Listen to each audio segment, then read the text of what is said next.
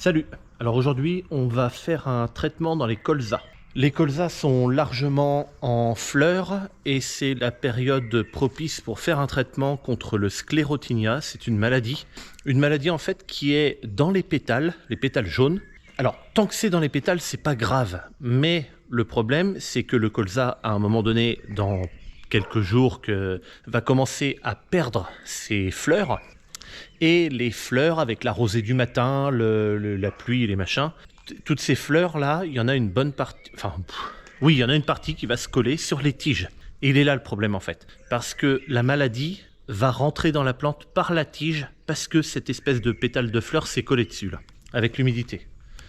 Donc c'est ça que je vais faire aujourd'hui. Je n'ai pas le droit de traiter... Là, il est 18h20. Aujourd'hui, le soleil se couche à 20h34. Ce traitement-là, j'ai pas le droit de le faire quand je veux. Je n'ai le droit de le faire que 2 heures avant le coucher du soleil et 3 heures après le coucher. Donc, potentiellement, je peux commencer à traiter à 18h34. Bon, là, je suis largement dans les clous. J'ai pas encore démarré le tracteur. Il est déjà 18h20. Donc, ça serait bon. Il y a eu du vent un petit peu toute la journée. La météo me disait que le vent allait se calmer au fur et à mesure.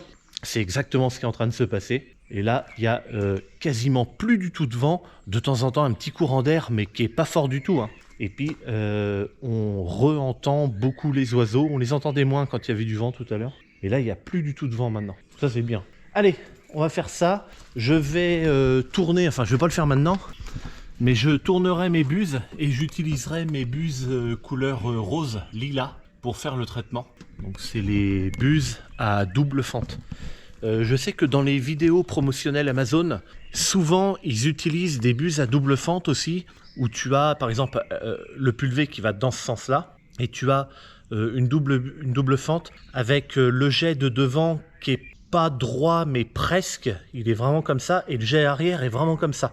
Moi celle que j'ai là, c'est pas du tout ça. Moi c'est vraiment un jet comme ça, un autre jet comme ça. Et sans distinction d'angle entre l'avant et l'arrière. D'ailleurs la buse, tu peux la mettre à l'endroit ou à l'envers. Ça fait vraiment un triangle en fait. Et entre les deux jets, entre les deux jets que fait la buse, ça crée un brouillard tourbillonnant dedans. C'est pour ça que je les trouve très efficaces, ces buses-là. Surtout pour faire ce genre de traitement-là. C'est pas toujours utile d'avoir les doubles fentes, mais pour ce genre de traitement-là, ouais. Et je vais bientôt faire les blés aussi, avec un produit bio, du vertisoufre. Du soufre, hein. C'est blanc. Quand je traite mon blé, après il est blanc. Enfin, il est pas blanc, mais tu vois bien où là c'est blanc et où c'est pas blanc, où je suis pas passé. Et c'est comme le cuivre de la bouillie bordelaise dans le jardin, c'est bleu. Là c'est du soufre et c'est blanc. C'est la même chose. C'est un produit de recouvrement et j'utilise les doubles fentes aussi pour recouvrir au maximum toutes les feuilles. Allez, c'est parti. Ok. Donc là, je vais programmer 28,54. Ça me fait 3710 litres. 28,54, c'est la surface que j'ai à faire. Là, il y a 3 parcelles pour 28 hectares 54, là, comme j'ai écrit. Et ensuite, je ferai encore 2, peut-être 3 parcelles, on verra. On verra, parce qu'il y en a une que je suis pas spécialement serein d'aller dedans, c'est pour ça. Là, je suis en train de mettre de l'eau dans les cuves de rinçage.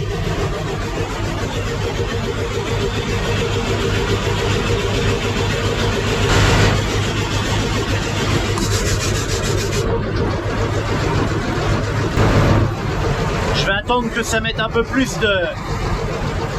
d'eau dans la cuve principale, puis après je vais arrêter le remplissage, que j'ai le temps de préparer mes produits. Alors ce soir je vais utiliser du Revidas. Ça c'est le fongicide pour la maladie. Il m'en faut 23 litres environ. Je vais attendre 1500 litres et puis après je ferai l'incorporation.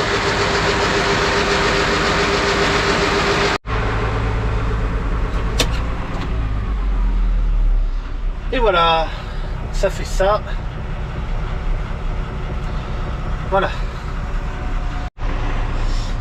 Me voilà arrivé dans la parcelle. les colzas sont assez hauts. Pour certains, bon, ça va se tasser, mais là. Donc là, en fait, ce que je fais, c'est que quand je fais ce traitement-là, je ne fais pas de marche arrière dans le champ, dans les coins. C'est-à-dire que je tourne, je laisse ma rampe. Alors, je coupe ma rampe de gauche, évidemment, et je laisse ma rampe de droite allumée. Je fais mon virage et puis je repars. Pour éviter, parce que si je fais une marche arrière, tous les colzas vont être cassés. Et en plus, les colzas qui se prendraient éventuellement dans la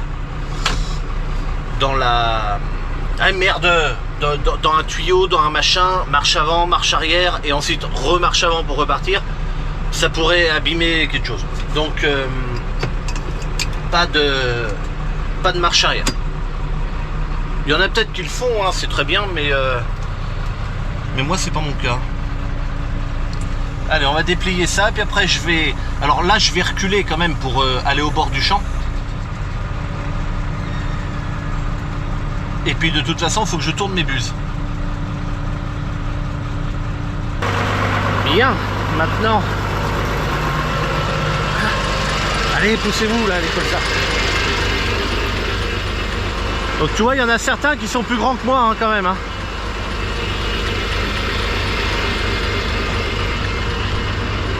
Mais après ça va se tasser de toute façon. Et puis oh bah couillon, on va de ça. Quel chantier. Hop.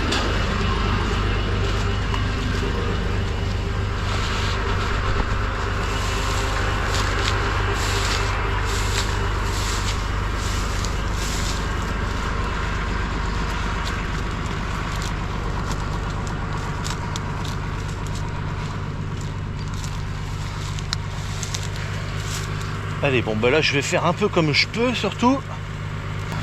C'est là où un dispositif comme Lama Select serait très apprécié. Lama Select en fait c'est le... Comment je peux dire ça? C'est la coupure buse à buse de Amazon. C'est pour ça que ça s'appelle Ama quelque chose, comme Amazon. Et tu as également, en plus de cette coupure buse à buse électrique, tu as 4 jets qui sont tout le temps vers le bas en fait, pas comme moi là. 4 jets en permanence vers le bas. Généralement 2 buses à engrais, 2 buses à pulvérisation. Et souvent de fois, les 2 buses de pulvérisation, c'est pas les mêmes. Tu vas avoir par exemple, je dis n'importe quoi, mais une rouge et une lilas. Quand tu roules doucement, la lilas va se foutre en route. Si tu te mets à accélérer, à rouler de plus en plus vite parce que tu es dans une belle ligne, la lilas va s'éteindre et la rouge va s'allumer à la place. La rouge, c'est un débit un peu plus grand pour pouvoir rouler plus vite. Et si tu roules encore plus vite, parce que pourquoi pas, tu as décidé d'être un foufou, eh bien tu as la rouge et la lilas qui peuvent s'allumer en même temps. Donc là on a des colzas comme ça, encore plein de boutons machin, et puis on en a avec les premières siliques déjà de formées là. On a un peu de tout. Et on a aussi, tu vois Ria, ce que je te disais tout à l'heure, un pétale là. Là il y en a un autre. Alors pour l'instant la maladie n'a pas eu le temps de se mettre dedans, j'imagine, parce que c'est peut-être juste fait. Mais regarde tous ces pétales de collés partout là, à cause de l'humidité. Bon ben c'est ça qui va mettre la maladie. J'avais vu un kit pétales, parce que ça existe en fait pour savoir si la maladie est dans les pétales de fleurs, pour savoir s'il faut traiter ou pas.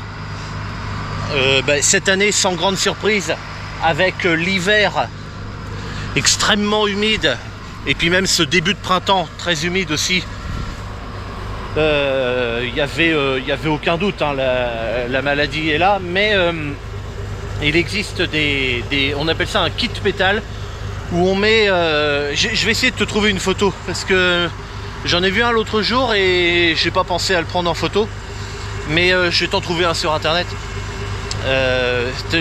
On met en fait des pétales dans un truc rond avec dedans il y a un réactif spécial, et s'il y a la maladie ça change de couleur ou un truc comme ça.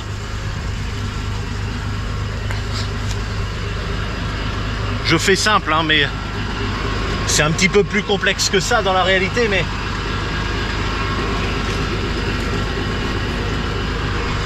voilà. Allez, enlevez-vous là. Toi aussi. Allez. J'en ai partout, je sais pas si ça se voit. Je suis tout jaune. Partout. Allez, on va fermer. Là. On va fermer partout en fait. Tac. Et ouais, il y a une odeur absolument incroyable. Ça me plaît ça, l'odeur du colza, j'aime bien. Il y en a qui n'aiment pas du tout. Et puis il y en a d'autres comme moi qui aiment bien. Bien, allez, je vais traiter. Là j'avais mis, ah oui tiens, j'avais mis l'agitation. En fait, quand je vais tourner mes buses, je fais ça à chaque fois. Je mets mon moteur à 1000 tours, comme ça. Je sais pas si on le voit bien, voilà, 1000 tours. Et ensuite je vais dans mon menu là, je vais dans agitation. Alors là j'ai mon niveau d'intensité qui est sur moyen, j'y touche pas. J'appuie sur celui-là et là en fait il est au maximum là. Pendant que je bouge à 1000 tours moteur, ça brasse pas à fond non plus dedans, mais ça brasse quand même pas mal.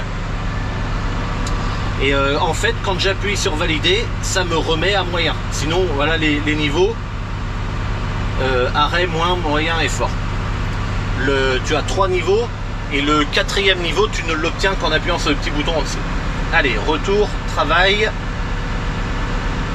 Tout est automatique.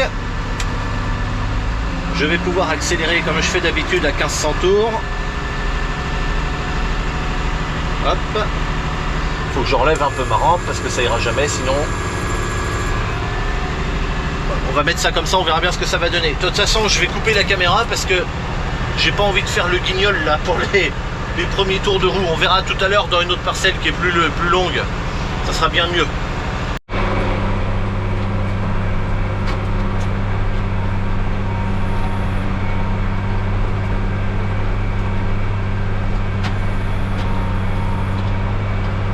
Bon là je te le fais voir vite fait, est-ce que j'ai le temps? Tu vois que les colzas dans le passage de traitement sont à la même hauteur. Je sais pas si ça fait pareil à la caméra, mais les colzas sont à la même hauteur que le reste du champ. Ça c'est parce que avant ça ne le faisait pas avec le Berthoud, et avec ce pulvé là, comme il est tout aulé dessous, en fait les colzas ils glissent, ils ont rien pour s'accrocher puis casser les tiges. Donc en fait ils se plient, ils glissent et hop ils se remettent debout derrière. Ça c'est bien. Bon, j'arrête la caméra parce que j'arrive à un passage.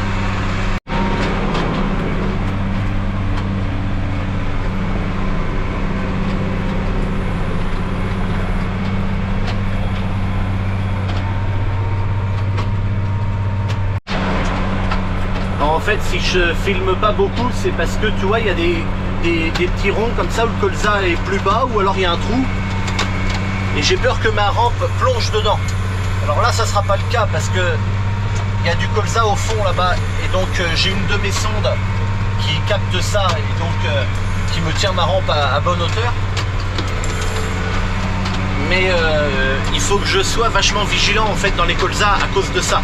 Parce que là, pour le coup, si j'avais qu'une sonde de chaque côté sur d'autres pulvés,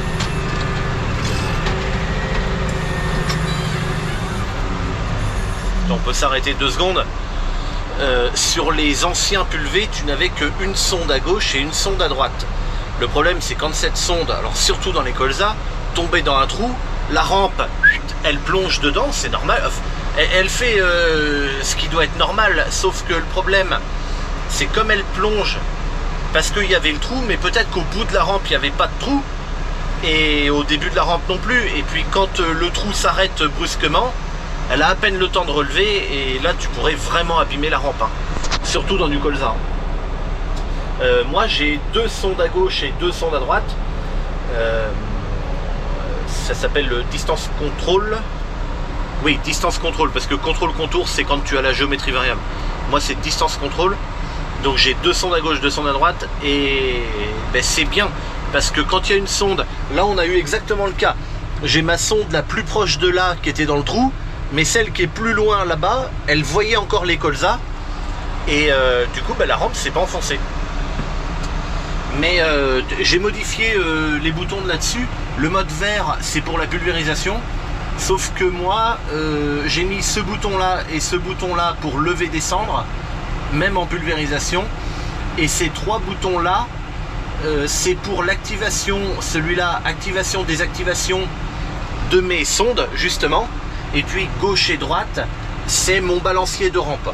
Comme ça, si ma rampe, je vois qu'il y a un trou qui arrive, j'ai pas besoin de m'exciter sur les machins, j'appuie sur ce bouton-là, et à ce moment-là, ma rampe arrête de suivre le sol. Généralement, comme elle est bien réglée avant, il n'y a pas de raison qu'elle se mette à faire n'importe quoi. Au contraire, elle va arrêter de bouger, elle passe le trou, et dès que le trou est passé, hop, je la remets en automatique. Et puis voilà, dans le mode orange, c'est pareil, j'ai modifié, ça c'est pour, au pouce là, c'est pour mettre en automatique ou en manuel le débit. Là c'est pour augmenter, diminuer le débit. Le mode rouge, bah, c'est le repliage, donc là c'est pour le verrouillage de rampe. Là et là c'est replié, là et là monter descendre, là et là c'est replié en rampe par rampe. Donc voilà, j'ai modifié beaucoup de boutons sur la Select, et aussi même là, les boutons qui sont là en fait, on peut les changer de place, les mettre où on veut. Voilà, quand on n'a pas la poignée comme ça, en fait, alors moi ça me gênerait si je voulais mettre ma main comme ça, mais derrière le boîtier, tu as vraiment un truc pour bien mettre la main, pour bien le tenir, pour appuyer sur les boutons. Les boutons là, c'est la même chose que là en fait, hein, sauf que là tu les as en tactile, et puis là à la main. Mais tu peux tout changer pour avoir, par exemple, les 2 là, allumer, éteindre la pulvée, enfin voilà, pour avoir les principaux là, et puis d'autres plus par là. Et puis après tu as même une 2e page. Voilà. Donc voilà, c'est important, j'aime beaucoup ce boîtier Amatron 4 parce que tout est configurable dessus. Et tu le mets vraiment à tu le mets à ta façon de travailler. Et ça c'est bien.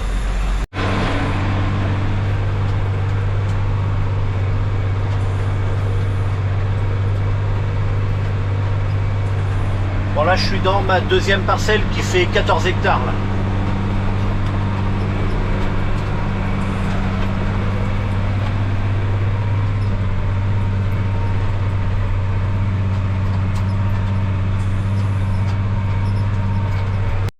Oh putain, alors là tu vas jamais le voir, mais il y a un cerf et une biche, ou alors un cerf et une biche, merde. Dans le champ, tu les vois?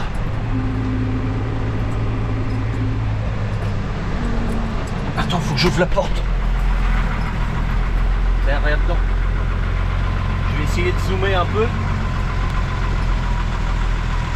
Eh ben vas-y, il faut pas se gêner là.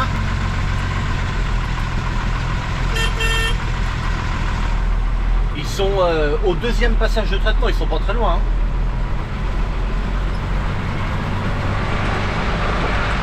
À moins que ça soit 2 biches, peut-être. Ah non, c'est un cerf et une biche. Bah couillon. C'est mon blé là.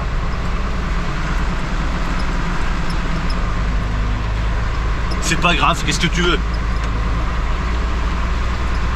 Qu'est-ce que tu veux y faire? Si seulement ils pouvaient laisser le blé tranquille puis bouffer le régras par exemple. Ça me conviendrait bien.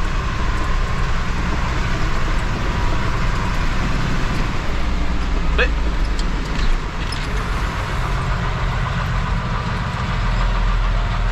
Ah ben je les vois plus, ils ont dû foutre le camp. Bon, bah écoute. Là encore une fois, il fait plus nuit. Il fait plus nuit dans le réel que ce qu'il y a d'affiché à la caméra. Il fait bien plus sombre. Et donc moi je vais dans les colzas, juste là. Faut que je longe tout mon champ et que je rentre à l'autre bout. Je pouvais le faire le tour pour aller dans ce champ là.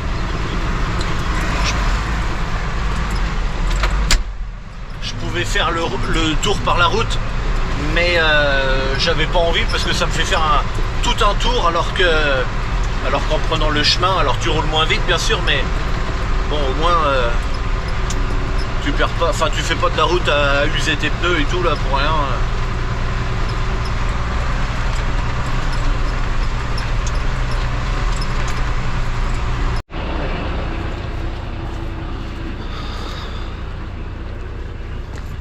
Ok.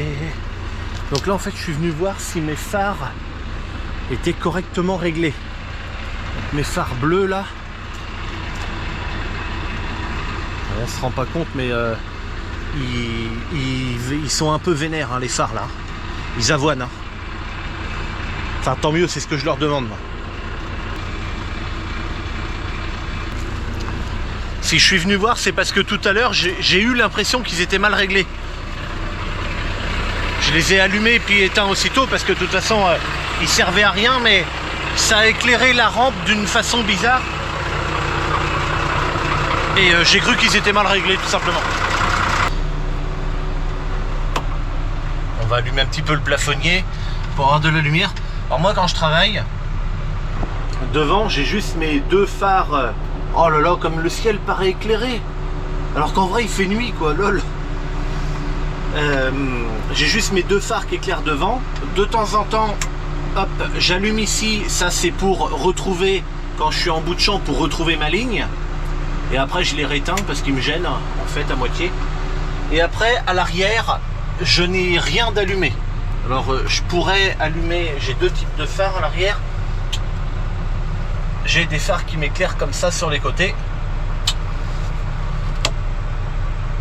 Et j'ai ceux-là en fait qui sont les phares du pulvé. Les deux projecteurs sont sur la passerelle là. Et ils m'éclairent mes bouts de rampe. Quand il y a... quand je suis le long d'une haie par exemple et que je sais pas trop s'il y a une branche ou un machin, je les laisse allumer parce que comme ça je vois la branche arriver avant. Mais c'est le seul moment. Après moi tout est éteint à l'arrière, je supporte pas. Toi par exemple les phares de cabine en haut qui éclairent le pulvé, ça sert à rien. Ça sert à rien du tout d'éclairer la cuve. Pourquoi faire? Ça te fait un reflet dans le pare-brise devant, bah bravo. Donc non, moi je suis... Enfin bon, après c'est ma façon de travailler. Chacun fait ce qu'il veut, j'en ai rien à foutre. Mais c'est comme ça. Allez, c'est parti. Et c'est parti. Voilà ce que ça donne quand je traite de nuit. Faut pas se fier aux petits points rouges que tu vois au bout de la rampe. C'est juste le reflet du feu rouge du tracteur dans ma vitre. Mais voilà, ça donne ça. On voit bien. Hein.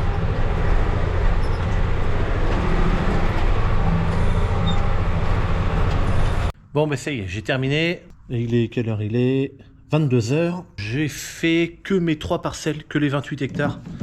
Parce que les autres parcelles qui me restent à faire, je suis pas serein. Alors j'aime autant que ce soit quand il fasse encore un peu jour, genre demain soir à 18 h 30, j'aurai le droit.